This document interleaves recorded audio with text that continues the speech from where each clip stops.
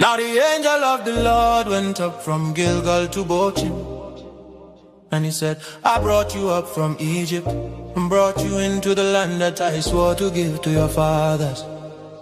I said, I will never break my covenant with you, and you shall make no covenant with the inhabitants of this land. You shall break down their altars, but you have not obeyed my voice. What is this you have done? So now I say, I will not drive them out before you, but they shall become thorns in your sides, and their God shall be a snare to you. As soon as the angel of the Lord spoke these words to all the people of Israel, the people lifted up their voices and wept, and they called the name of that place Bochim, and they sacrificed there to the Lord at the death of Joshua.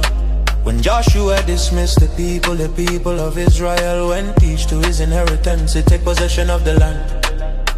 And the people served the Lord all the days of Joshua, and all the days of the elders who outlived Joshua, who had seen all the great work that the Lord had done for Israel. And Joshua the son of Nun, the servant of the Lord, died at the age of 110 years, and they buried him within the boundaries of his inheritance in Timnath, in the hill country of Ephraim, north of the mountain of Gosh. And all that generation also were gathered to their fathers, and there arose another generation after them who did not know the Lord or the work that he had done for Israel.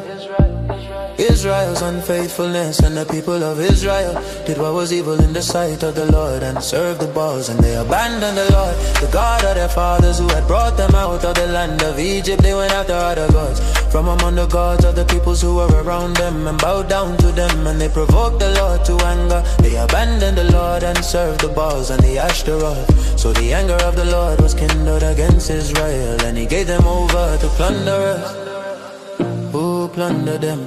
And he sold them into the hand of their surrounding enemies, so that they could no longer withstand their enemies. Whenever they marched out, the hand of the Lord was against them for harm, as the Lord had warned and as the Lord had sworn to them, and they were in terrible distress.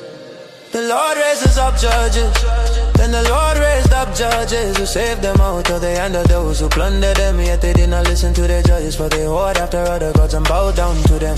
They soon turned aside from the way in which their fathers had walked, who had obeyed the commandments of the Lord, and they did not do so. Whenever the Lord raised up judges for them, the Lord was with the judge, and he saved them from the hand of their enemies all the days of the judge. For the Lord was moved to pity by the groaning, because of those who afflicted and oppressed them. But whenever the judge died, they turned back and were more corrupt than their fathers, going after other gods, serving them and bowing down to them. They did not drop any other practices, so their stubborn ways. So the anger of the Lord was kindled against Israel, and he said, because his people have transgressed my covenant that I commanded their fathers, and have not obeyed my voice, I will no longer drive out before them any of the nations that Joshua left when he died, in order to test Israel by them, whether they will take care to walk in the way of the Lord as their fathers did or not. So the Lord left those nations, not driving them out quickly, and he did not give them into the hand of Joshua.